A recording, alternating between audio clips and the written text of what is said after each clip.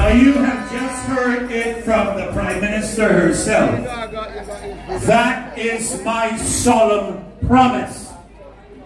A leader who makes promises and does not keep them is a despot and a dictator. That is not my assessment.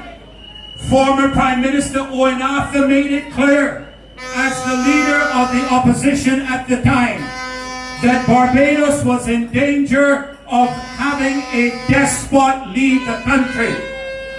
If the Prime Minister under his regime was the Minister of Education overseeing a failed edutech program, if she was the Attorney General introducing condoms in the prison, then I want to believe that Prime Minister Arthur ought to have a good assessment of the people, and he was called back by Marshall Payne Clark to take back over the leadership of the Barbados Labour Party because of the abuse of the funds in the Barbados Labour Party account by the current leader of this country. We have a leader that is the poster child of climate change around the world. We did not elect a government to represent Charles Schwab, the World Economic Forum, or the World Health Organization. We elected a government to represent the people of Barbados. So let me bring this home today. We have a police an amendment. You see how to wash up here? I got a big mouth. I got a very big mouth. Yeah. You see, you can't shut up the mouth of people who want to tell the truth and who want to speak truth to power. This section that we are speaking about, Section 68 of the Police Act, Barbadian citizens take this matter seriously. This is not a joke. If the police request your assistance in the execution of their duty and you decline to be involved, you will be fined $10,000. I almost said 60,000, but that's hope, right? That's 60 million. You will be fined $10,000, and here's what people are not really highlighting: and or 1 year in jail. Do you understand that?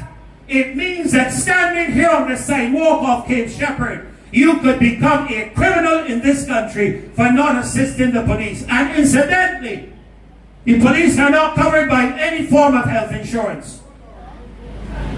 None! If a police officer gets shot on any line of duty, it is his problem. And this amendment, this particular section, does not address if you get injured in assisting a policeman, who pays for your health? In the event that you are killed, who looks after your family? Who is going to pay your funeral expenses? This is not a joke. We in Barbados have accepted a lot of rubbish over the years. And at this time, according to the Prime Minister, I did not say it. She says, not under my watch. I made this solemn promise, never again in Barbados. Yet, she is going to talk about some group of people making noise in the country. I want to remind the Prime Minister, let me hear some noise. Let's hear some noise. How dare you insult the citizenry of this country and call them noise? You don't deserve to govern a country where you consider your people to be noise. And I want to remind you all of this. I don't know how many of you all watch movies. Regrettably, I do. But I remember watching a movie called The Titanic. And I remember the captain of that Titanic thinking that the 1/10th iceberg he saw was not important. I want to remind the government of this country that the 1/10th iceberg that you're seeing in this march, you had better pay attention to the 9/10ths you can't see. Because what sank the Titanic was not the 9/1/10. What sank the Titanic was the 9/10. The captain did not see. And I'm telling you now, I have done it on Broad Street before, and I'm going to do it again. I challenge the Prime Minister to call election in this country. I challenge you, if you are so powerful, call an election. Call it.